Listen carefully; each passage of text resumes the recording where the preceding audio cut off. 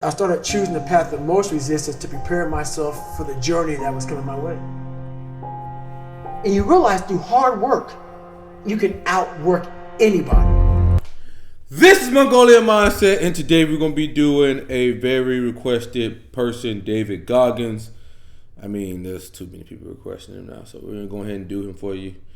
I think we had a couple people. We had Dion in the group, and somebody who, I forget your name, but he posts every damn day talking about David Goggins. So we're going to type it for you guys. Let's go check out the monkeys over at Personality Database. They have David Goggins as an ISTP. So we'll get into that. We'll figure out what he actually is using Linda Barrens Temperament and Interaction styles, combined with cognitive function, and we will figure out his type. We have our metrics here, and we'll be going over these metrics as we get them. In the video of what we're seeing and why, and then as we slowly go through this chart here, because based on certain metrics we will be eliminating types. So once we get enough, we will eliminate types.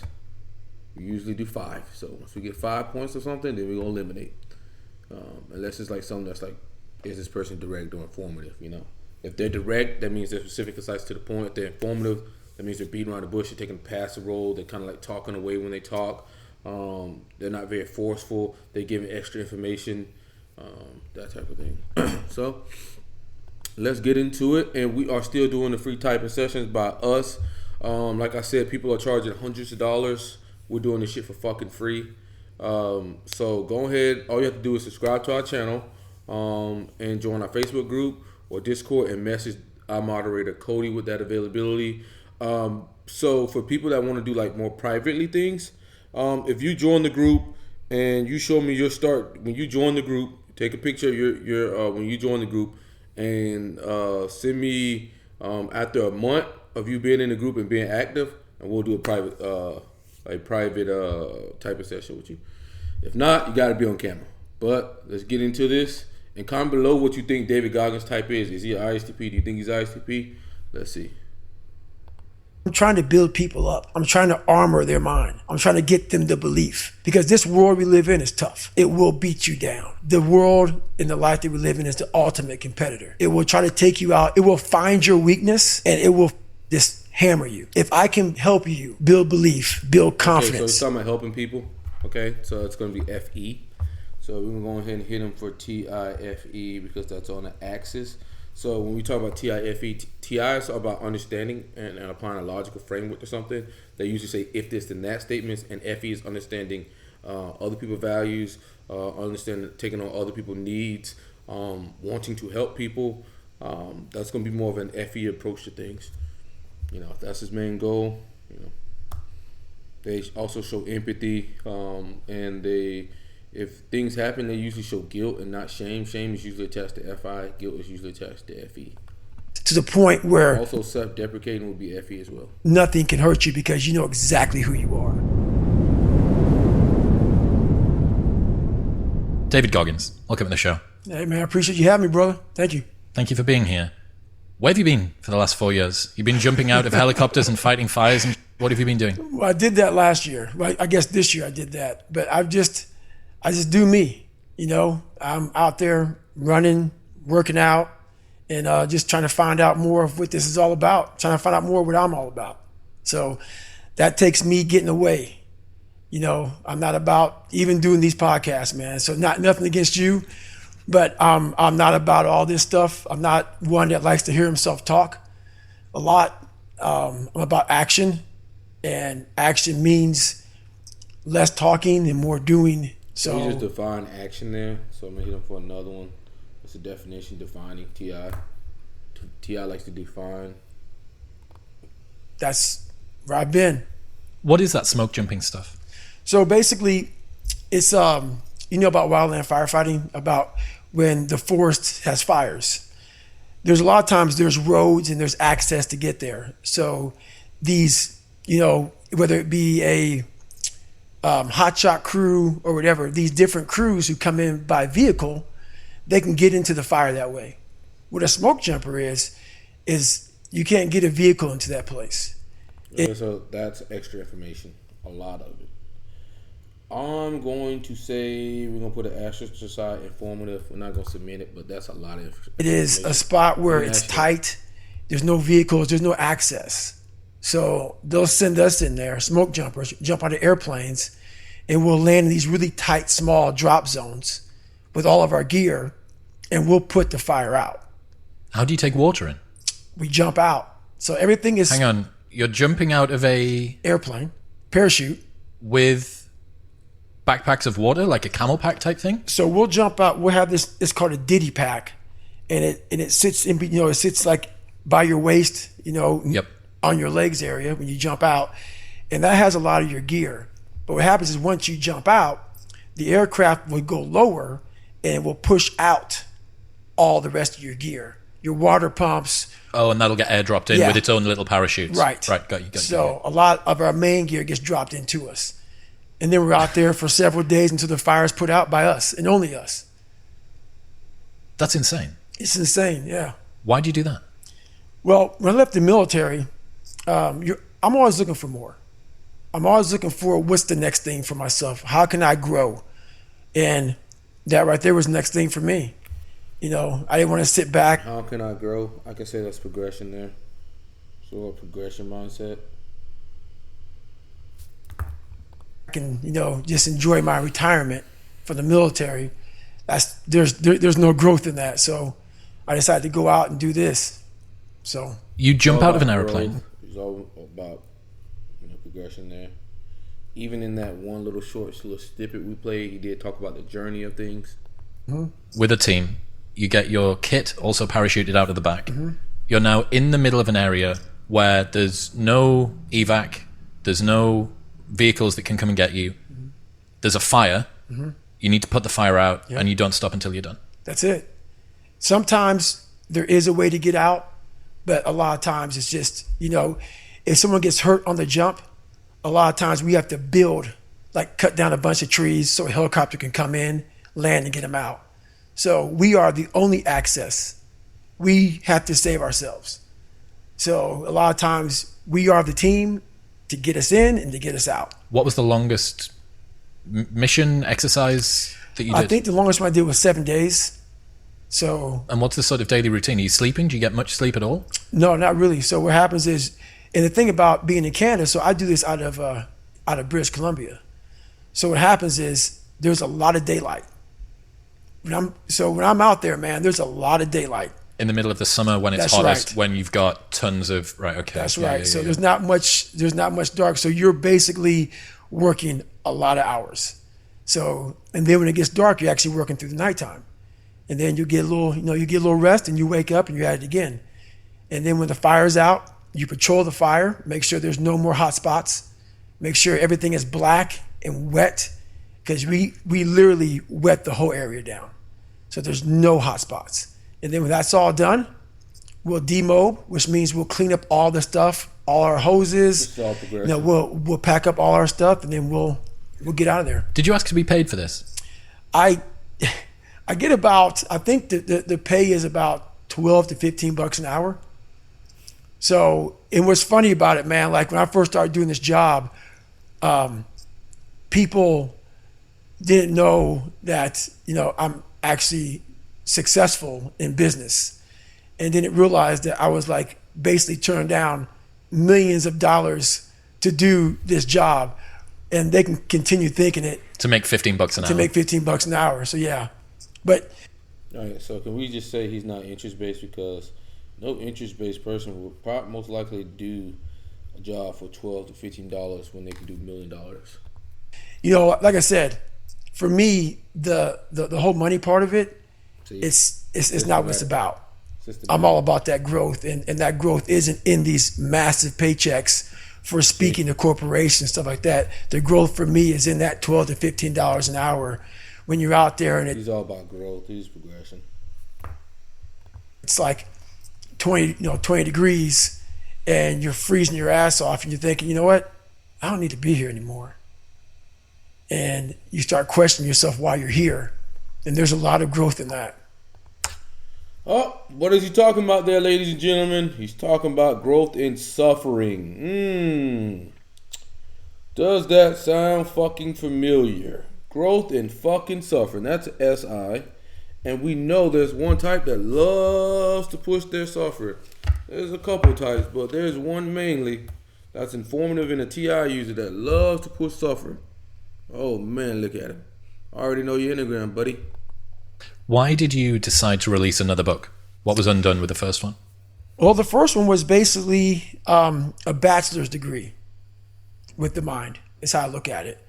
And no one knew who I was. So this is the book. So that was abstraction. It's basically a bachelor's degree of the mind, of his mind. So we'll put him for abstract one. Never finished is the book that I wanted to come out first.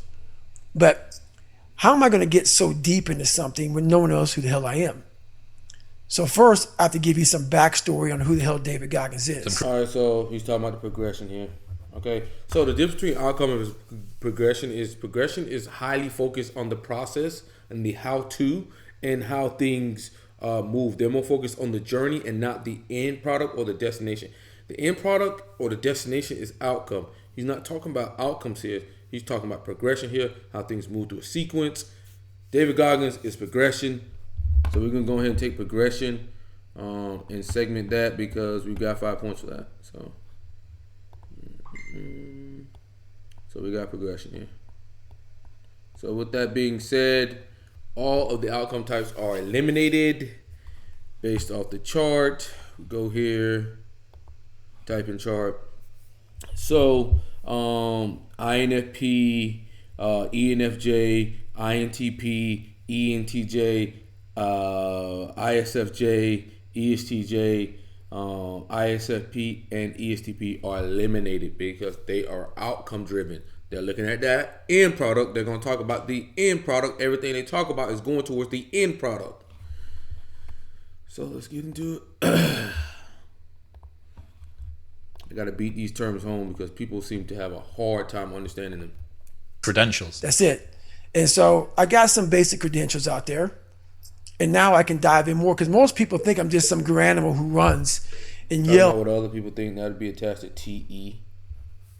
If you hear a lot of it, we'll be racking up some TE points here.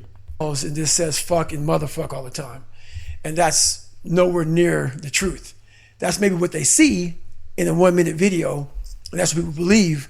But there's a lot of thought behind a person being a born loser, becoming who I am today. You don't just wake up and just rocky the shit. You gotta wake up and think about, there's a process to getting better. Oh, fuck. What did I say? He's process driven. And that process is never finished. It's an appropriate title. My God. I mean, you can't even get a better fucking description there. One of the things that I've been thinking about is the danger of success making you soft. Mm-hmm. And this must be something that you've battled with over the last few years. Right. More money, more attention, more fame, more free things if you wanted, more opportunities to go places and do stuff with people. Right. How have you dealt with this battle of success not making you soft? You have to cap it. You have to learn to cap success. So what I do is, like right now, I don't like doing podcasts. There's a lot of things I don't do that I have to do now to get the message out there to help people out. And what I mean by capping people out, that's FE. In success, I believe everybody should live their life. So everything that someone says in life, take it with a grain of salt. Take what they give and don't be like, oh, David Goggins said this or whoever said this. No, do not take what I say and do exactly what I say. So for me, what makes me who I am, because my mission is very different than yours or anybody else's. I have to go into a situation knowing, okay, I'm a guy who wants to make people better. For people to get better, I have to continuously get better myself. For me to do that, I can't just say, oh, I have this resume. The resume is there forever. I'm good. I have to cap my success because for me to help people out, I can't just say I did it once and I'm good. I have to continue to reinvent the wheel of the mind and figure out more and more ways. Reinvent the wheel of the mind. That's abstract. For you to pull. Because if I have a cookie cutter message, it may hit five people. So let me explain what abstract. So there's abstract versus concrete. Abstract is all about metaphors, It's about philosophies. It's about theories. It's about hypotheses. It's about things outside of the five senses. Concrete is all about in reality, what is. That type of thing. Talking about experiences, whatnot, that's all concrete. They stay within that, it's very concrete. People out of 25, you just failed. My message needs to be in a way where I can hit all 25 people. It needs to be broad enough to where all 25 people may not like the message, but they're getting something from it. And that is evolution. You must continue to evolve. And you don't evolve for me. Progression again. And what he just said, he described a system there. In my job, so unless I systematic people look at things from a systematic point of view. So they're going to be looking at the best way to do something, which is what he was just talking about there, to how to reach people. But in general, they try to implement systems to get more control over their life. And then you have interest people who are looking at the motives of people, or they're more people interest based, or they know what they're getting out of a situation, or they know how to haggle, baggle, whatever you want to call it. But they're not into really much systems or system building. At myself somewhere and say, okay, you made this much money, get back to fucking work. It's time to get back to work. Stop hearing yourself talk. Get off the podcast. Don't be on social media too much. Cut out all the fucking noise. Get back to the fucking mental lab, because that's where the knowledge came from. So for me, I must cap myself so I can come back with better, more unique knowledge versus the all that cookie cutter knowledge that's out there. That's why people buy the books I have, because it's not cookie cutter.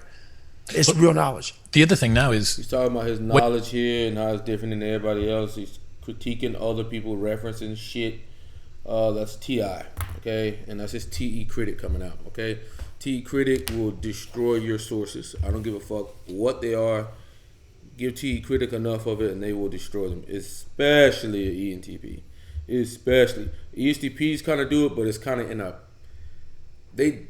ESTPs do it in a way where they try to go after your sources, but it's not as well developed as an ENTP's is. When an ENTP gets a hold of your ass and you're hitting a lot of references and shit, you're gonna be in trouble. ESTP, you can kind of be like, bro, you don't know what you're talking about. A lot of times, you don't know what you're talking about. You ain't read nothing. You don't know nothing.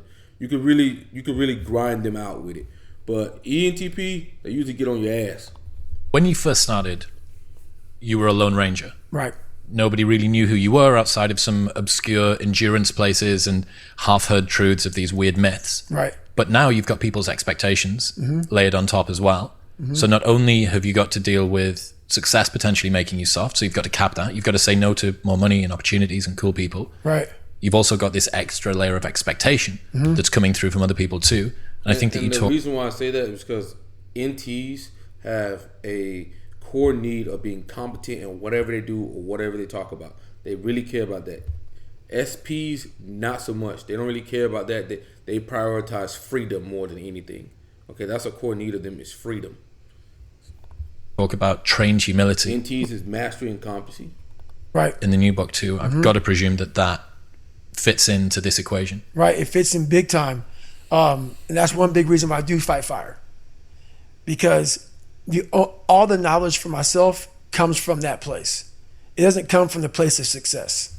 My knowledge does not come from the place of, his knowledge is coming from his SI experience. His SI experience of the fighting fires is where he's getting his knowledge from. Through his experience. Okay, that's SI. For me, first person. Like, I built Goggins from the ground up. I was born David Goggins. David Goggins wasn't good enough.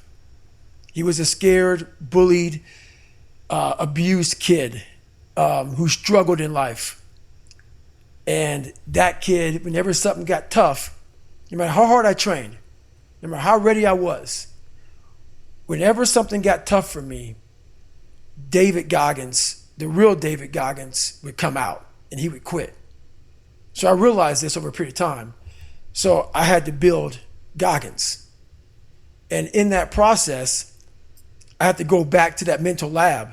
And that mental lab is at scratch. That mental lab is in that trained humility. And so that's where I get better. I get better when I'm digging holes in the ground, when I'm waking up early knowing I don't have to do these things. That's where I get better. So it's important to stay hungry. It's important to stay hungry, but it's important more to stay humble within that hunger. So while you're hungry, a lot of people are hungry, but humility is everything. What was that story about William Crawford, the janitor? Yeah. So this guy won the Medal of Honor. So he won the Medal of Honor, and which is the highest award in the military. And this guy went to the Air Force Academy, and he was a janitor. And no one knew who the fuck this man was. He had the highest award in all the military for heroics. For heroics, saving lives, putting his life on the line. Could have been killed. And he is now basically, cleaning shitters for young kids. And we can all imagine how that probably went. There's probably some, little bit of taunting here and there. And he just sat there and cleaned the shitter. So that's why he's in my trained humility part, because for this man to be at the level he was and have that kind of humility to go, I'm a Medal of Honor winner, but I'm going to put that in my closet, and I'm going to pick up my broom and dustpan, and I'm going to pick up, this rag and clean this shit for these young men. That right there is amazing for me, man. That's where you grow. That's growth, huge growth. And also it shows that he was doing his job. He was a servant. He didn't look at himself any better than anybody else. And the second you do that, you totally lost. You cannot look at yourself like people with me even. I always look at people. I know where you are. I know where, because I've been there. That's why I help so many people out. I've never been above you. Okay, so that's FE again. That's more empathy. Yet again, he's showing, and that's SI. I've been there. Through my experience, I talked to Malcolm. He says he's very empathetic because of the experiences that he's been through. Blew my mind when he told me that. Gave me some insight into these ENTPs. I've always... So let's go in here for TIFE there, because we got enough for TIFE. And guess what? He is informative. So he is informative. Informative. Okay, he's giving a lot of extra information. He's not specific, concise to the point. It's not bullet point. He's just giving the extra information like crazy. So with that being said, informative progression, TIFE, that eliminates us down to literally two types. We're down to ESFJ, okay, and ENTP. Okay. With that being said, which one do you believe that David Goggins is, affiliative or pragmatic? If you say affiliative, you need your ass beat. Okay, so this guy's an ENTP, but we're gonna keep going, and we're gonna finish out his abstractions or pragmatic statements, whatever it takes. Pretty much been beneath you, and that's where my knowledge came from. So I know how to reach those people who are in the dungeon, because I've been there so many times. Speaking of getting too soft, did you his SI experience? I've been in that dungeon so many times. See that there was a news story that came out recently about the treatment of SEALs during their selection process? Do you see this? Yeah, I saw it. Yeah, they were getting sprayed with tear gas whilst they were on the ground, and they were made to sing happy birthday so that they couldn't hold their breath while it was happening. Right. And there was a quote from this guy. I think this type of training is really senseless, said Sven Hjort, a Duke University associate professor who studies tear gas and its effects. It looks more like a form of hazing. Right. I see all that. Trust me. Like I said, I'm not going to sugarcoat anything. I understand that guy. Okay. I understand exactly where you're coming from. You hear that? I understand you. So he's validating the guy's opinion and feelings. That's empathy, and that's TI. Malcolm got on our Mega Live and was saying the same shit. That's how I knew he was ENTP. That is your personal opinion, and I totally get that. But here you go. There's very few people in this world who want to do a job like that. And it takes a different kind of mindset. Is it tear gas appropriate? I don't know. How hard that training is, I don't expect anybody to understand it, but 1%. But the loud voices of this world are the 99% who don't understand exactly what you have to do. That's why when I speak and you don't understand me, it's probably a good thing, because that probably means I'm in an area of life that you're not in, which is fine. That's why I don't judge people. And this guy right here judging that, unless you've been there and done that, and you really can't speak about it. Unless you've been there and done that, that's if you don't have the SI experience, then you can't really speak about it.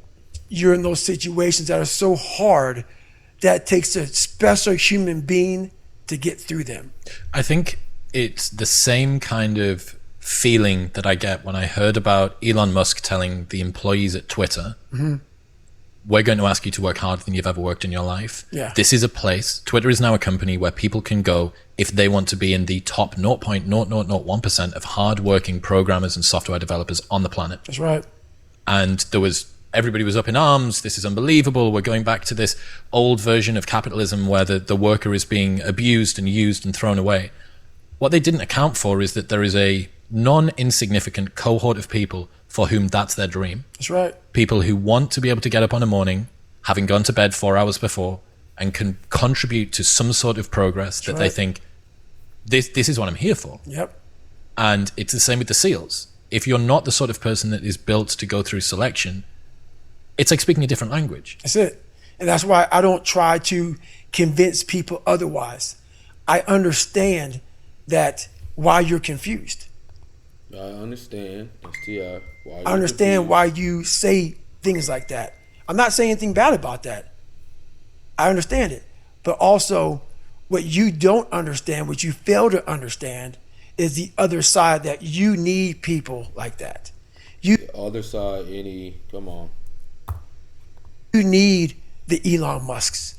You need the David Goggins. You need some of these Navy SEALs, some of these other people. You need those people. And they forget that. And it takes a very, very unique person and unique mind to do some of these jobs that are necessary in this world. Well, especially when we're thinking about someone going to war. Right. Like, do you want your armed forces to be underprepared for the battlefield because you didn't want to be too mean to them in advance? That's the problem. That's the problem. And that's a problem that I've always had.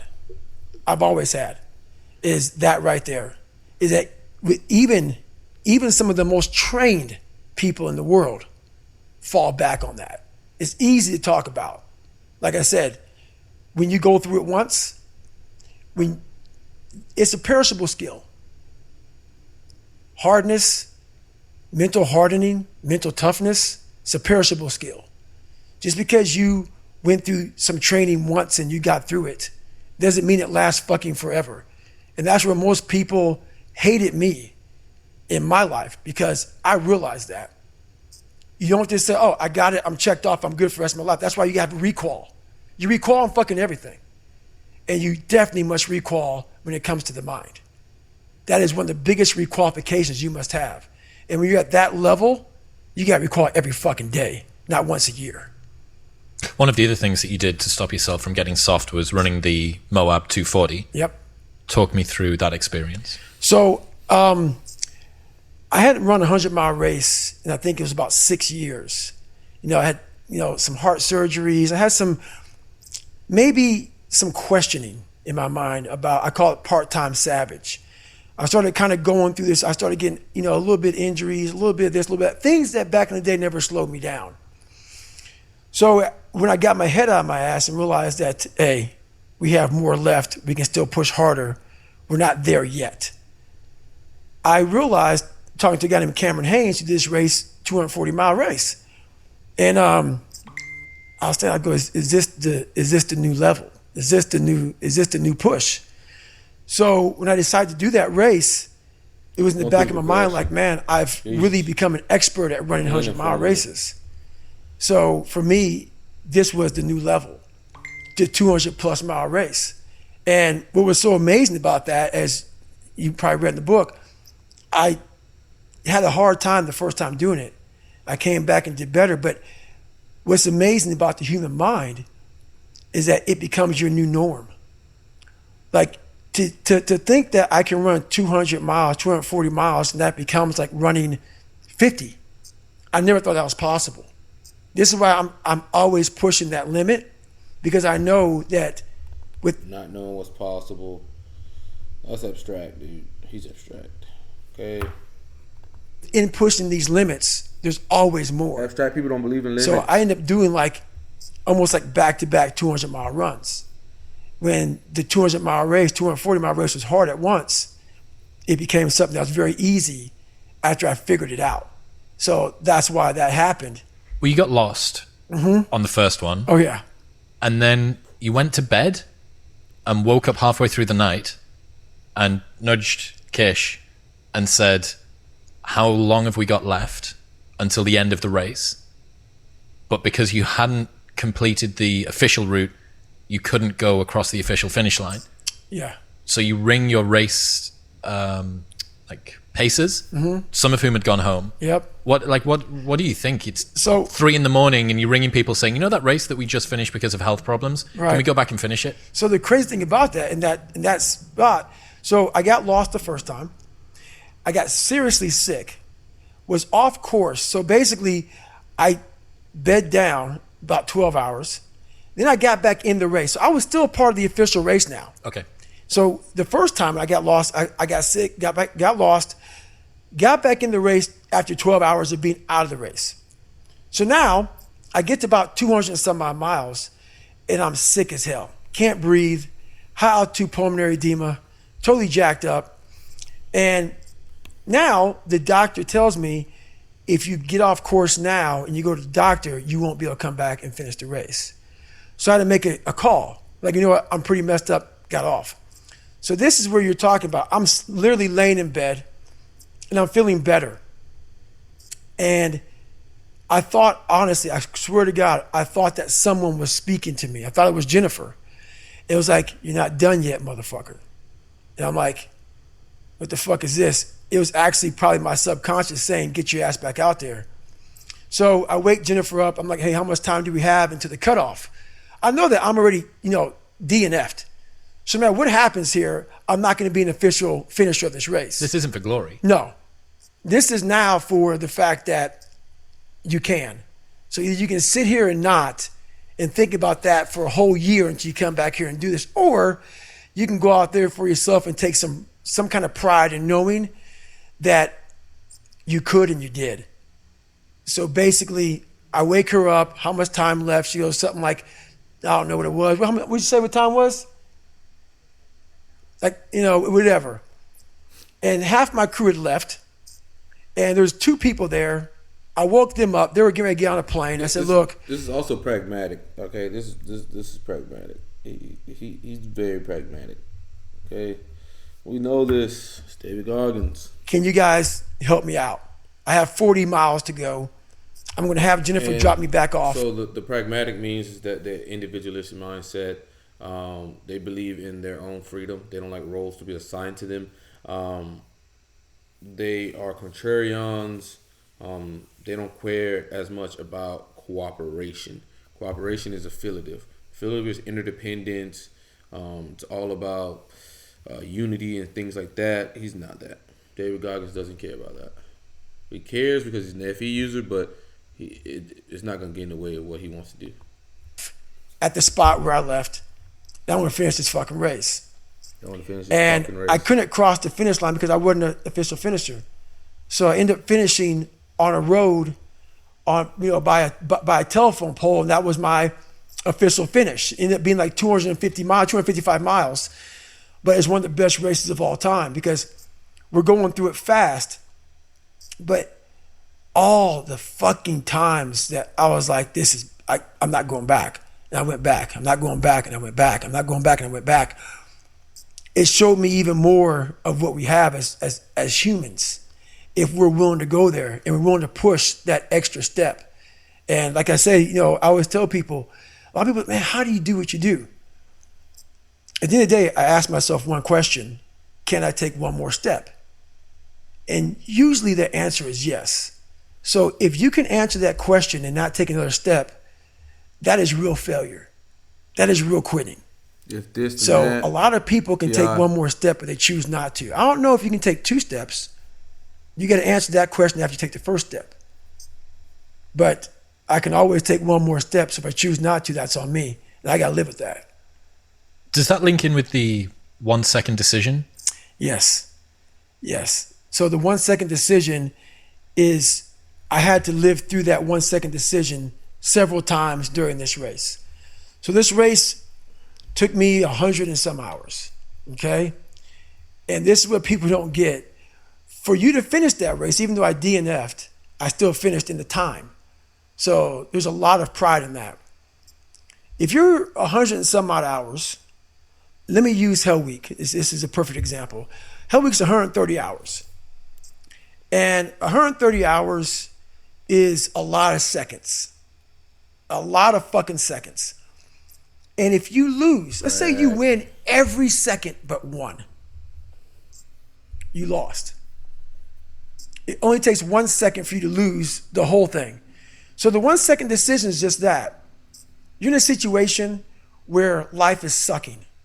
Let's say you're in extreme cold water and your life is flashing before your eyes. Every time that wave goes over your head, your thought process is, I got to get the fuck out of this water. And you're in Hell Week. And you're hour one of 130 fucking hours. It's all fun and games, okay? Because at the beginning of Hell Week, the guns are going off. It's like a pep rally. So you're fucking hyped up. And your boys are linked arms and you're getting sprayed. And it's like a fucking pep rally. The instructors are yelling at you. Bombs are going off. Concussion grenades. Blanks from N60s. Yeah, hoo-yah. Fuck yeah. Fuck yeah. Yeah, motherfucker. Yeah. But then what they do is they shut that shit off. They shut it off. All that hoo-yah, all that hype, it gets real quiet. And they march you out to that surf zone for something called surf torture. And it's that water, that Pacific Ocean is cold as shit. So no more pep rally. You're now in your head. You're linked arms with, your brothers beside you. You don't know if they're going to be there long or not. You don't care. You think about yourself. You lay back and that first wave hits you. Your mind goes straight from hour 2 all the way to hour 130. You can't process 5 days of this shit. You're now in a fuck you, like I gotta get out of here. You're in fight or flight. It's cold. I can't be cold this long. And then this is where that 1 second decision comes in. You forgot every reason why you wanted to be there. You don't care about SEALs. You don't care about any of this shit. You don't care about fighting for your country. You don't care about that gaudy gold trident that they put on your chest. You don't care about any of that shit no more. All you want to do is go back home. You want the warmth. You may want something to eat. You want your girl to hold you. All those things of comfort are there in that 1 second. Talking about what you want there. That's And this is where people lose. So what I do in that 1 second, because we all think about quitting when shit's hard. But what you have to do in that 1 second is hard to process information during pain. Because that pain takes over. Uh-oh, what is he, guys? Drum roll for us. Channeling suffering. ENTP, channeling suffering, talking about it. Yeah, using it for power. And you can't think rationally. You're thinking about fight or flight. Save yourself. That's not Look how informative he is. Like, dude, been going for a minute. a rational thought. It's not a thought that's going to get you through hard times. Most people fail that 1 second. So what happens, what I do in that 1 second, and there's a bigger process to all this, but in that 1 second, I physically stayed in that water. Because if I get out of the water, I quit. So I physically stay in the water, but mentally, I'm on the fucking beach with the fucking instructors. And the instructors, it's cold outside, so they got these parkas on. They got their cup of fucking Joe, and they're warm because they've already been through it. So now it's your turn to go through it. So mentally, I get back with them. I'm still in the water physically, but mentally, I'm back with them. I'm chilling. I got my parka on, and now I'm thinking logically because I'm warm now. Mentally, I'm warm. That's I'm taking abstract. That's abstract there. Come on. Mentally, I'm not even in the water, even though I'm getting hit with these waves. I am mentally over there sitting with them. That's abstract. That's how 1 second. let's not quit yet, Goggins. Let's fucking think about your options. Where are you going to end up if you quit this shit? Let's think about your options. Where are you going to go? What are you going to say to yourself? Because you know you're going to get warm. The second you get out of this water, you can take a shower and you could be warm. And in 5 days you could be out. So I start thinking logically. I calm my brain down because your brain just wants to get the fuck out. Ring the bell, put your helmet down, get warm, and then you're really fucked. And these are the things you have to think about in the 1 second decision. So that's what that's all about. It's about gaining control of your mind, putting things back in the proper perspective, and then saying, I really do want to be here. And I'm going to have a bunch of these 1 seconds through this 130-hour journey. And I have to learn to control these. Talking about the journey, that's progression. Progression people are journey focused. Because if I fail one of these 1 seconds, I will not be a SEAL. I will not be a doctor. I will not be a lawyer. I will not be whatever the fuck it is. So that's how important that 1 second decision is. It's all about your mind takes control of you. You have to say, fuck you. I run this motherfucker. Pragmatic. And that's what that's all about. We'll get back to Goggins in 1 minute, but first... Fuck you. I run this motherfucker. 20 years, 30 years, 40 years of fuck. I have people who have been through training with me, Ranger School, SEAL training, Air Force training, and I get calls from them today, and they have great lives. And all they talk about is how they failed in that one moment. And they can't even enjoy their life now because they're now warm. They're now warm. There's no more suffering. There's no more suffering for me either. Suffering, da da da. You'll never find a ENTP that doesn't talk about suffering. And we're in the same boat now. But you're suffering. So we're not suffering, but you're thinking about what you could have been. I am exactly what I should have been. And that's where people start to lose it. Because now I realize that in that 1 second. I go through all that. I know how it's going to feel because I failed so many times before. Failure is the ultimate thing, man. I failed so many times before. And that's why I don't look at failure anymore as failure. I look at it as my first, second, and third attempt. So that's what that's all about, man. Well, I mean, you went back to go and do Moab again a second time. That's right. Which is your second attempt. That's right. Had you banged your knee up? It was pretty bad in between the first and the second one. It was pretty bad way before either one of them. Yeah. Yeah. It's been jacked up now for about 20 years. I've seen some gnarly photos of it recently. It looks interesting. Yeah. So all those miles I've run on this thing, it's been a lot of it's been a lot of gut checks. So you go back, you do Suffering. Okay, guys, we're done here. David Goggins is a ENTP. Obviously, we knew he was pragmatic, but we had to go and make sure that he was abstract, but we already knew that. So he's abstract. ENTPs are initiating. They're systematic. They're informative. They're pragmatic. They're progression. They're SINE and TIFE. He's obviously a counter to the sin. He's going to be a 4 Enneagram SP, okay, and I'll just read a little excerpt from the book on this. Let's see if we can find it again.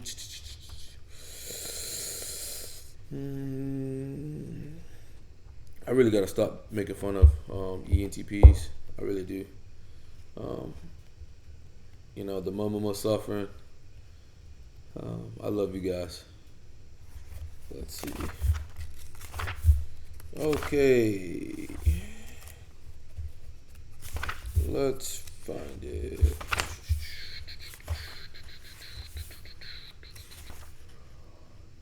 Obviously, we talk about, like in the book, it talks about the key type 4 traits: inferior self-image, focus on suffering, emotional sensitivity and empathetic ability, obviously aesthetic sensibility, push-pull pattern in relationships.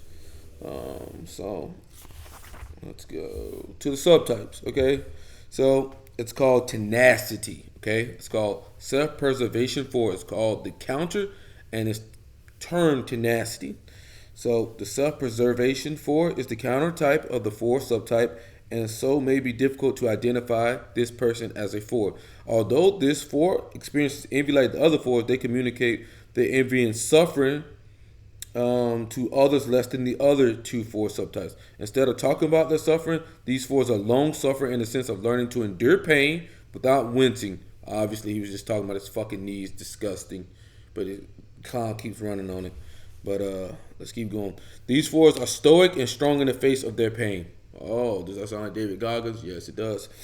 Envy is less apparent in the self-preservation 4 because instead of dwelling in and express envy, this 4 works hard to get what others have that he or she lacks. Instead of hanging out in their longing in a way that prevents them from taking action, they strive to get those distant things that give them the feeling of being able to obtain which was lost. Whatever they get, however, never feels like enough. Obviously, that's why he keeps saying like he can't do this, because he has to keep growing. Self-preserving 4s do not communicate sensitivity, suffering, shame, or envy. Though they may feel all these things, they have the same depth and capacity for feelings as the other 4s. They learn to swallow a lot without complaining. Endurance is a virtue for them, and they hope that their self-sacrifices will be recognized and appreciated, though they don't talk about them very much. Like the other 4s, self-preserving 4s feel a need to suffer in the unconscious hope that this will bring them love and acceptance. But unlike the other 2, their suffering is in silence. Their willingness to suffer without complaint is their way of seeking redemption and earning love. Thus, this 4 makes a virtue of toughening out difficult situations without talking about them, hoping that others will see this, admire them for it, and help them to meet their needs. Instead of displaying the need to suffer, they have a tendency to deny their envy and bear too much suffering and frustration as a result.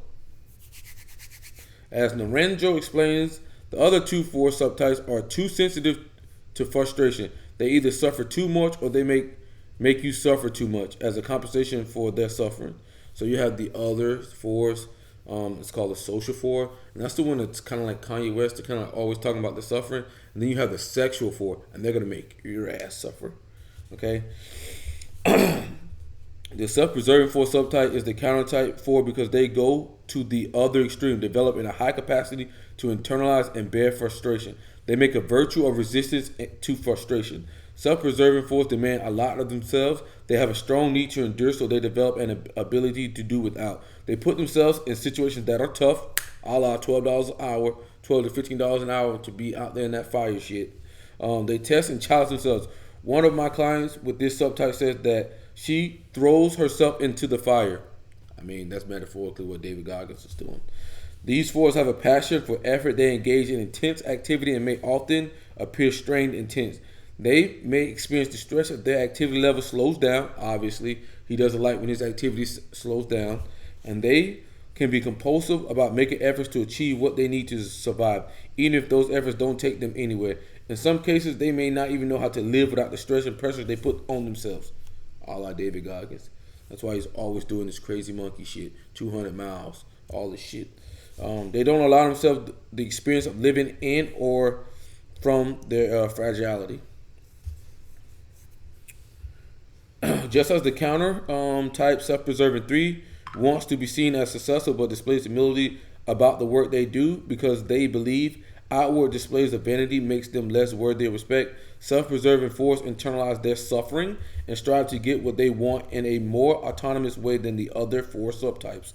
This 4 tends to be a humanitarian with an empathetic and nurturing disposition, someone who protests for the sake of others and is sensitive to the needy, the displeased, and the victims of injustice. This is their way of projecting their pain outward, addressing it through other suffering instead of taking about their own.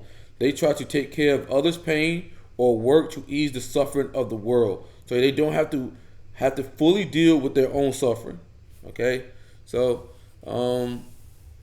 while the other 2 4 subtypes can be dramatic, the self-preservation 4 is more masochistic than melodramatic. Okay, we're done reading here. I'm not gonna read anymore, but that sums up David Goggins. Okay, for SP, I would say that he is a 5 wing. Okay, I think Will Smith is a 4W3.